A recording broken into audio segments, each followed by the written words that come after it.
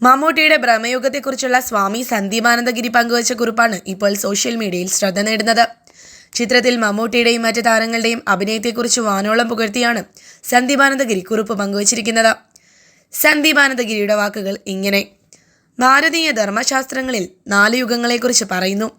ആദ്യത്തേത് കൃതയുഗം അഥവാ സത്യയുഗം, രണ്ടാമത്തേത് ത്രേതായുഗം, മൂന്നാമത്തേത് ദ്വാപരയുഗം, നാലാമത്തേത് കലിയുഗം എന്നിവയാണ് ചതുർയുഗങ്ങൾ. പുരാണങ്ങളിൽ ധർമ്മത്തിൻ്റെയും അധർമ്മത്തിൻ്റെയും ഏറ്റക്കുറിച്ചിലുകളെ ഈ 4 യുഗങ്ങളിലൂടെ പറയപ്പെട്ടിരിക്കുന്നു. അതുപോലെ തന്നെ മനുഷ്യനിലെ ബാല്യം, കൗമാരം, യൗവനം, വാർദ്ധക്യം എന്നീ അവസ്ഥകളെ യുഗങ്ങളോട് ചേർത്ത് ഉപമിച്ചിരിക്കുന്നതും കാണാവുന്നതാണ്. ഭ്രമയുഗം ഒരു ക്ലാസിക് സിനിമയാണ്. ഈയാമ്പാറ്റ അഗ്നിയിലേക്കെന്ന പോലെ സ്വയമേവ ഭ്രമയുഗത്തിൽപ്പെട്ട് ഉഴലുന്ന ആധുനിക മനുഷ്യരുടെ കഥ.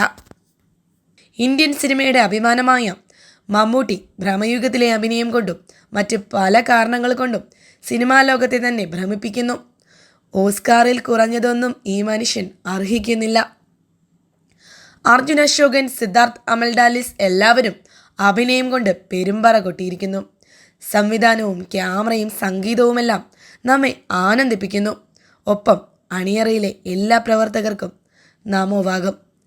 പടത്തെക്കുറിച്ചുള്ള നിങ്ങളുടെ അഭിപ്രായം താഴെ കമൻറ്റ് ചെയ്യുക. കൂടുതൽ വാർത്തകൾ ആദ്യമേ അറിയുവാനായി ഈ ചാനൽ സബ്സ്ക്രൈബ് ചെയ്യുക. നന്ദി.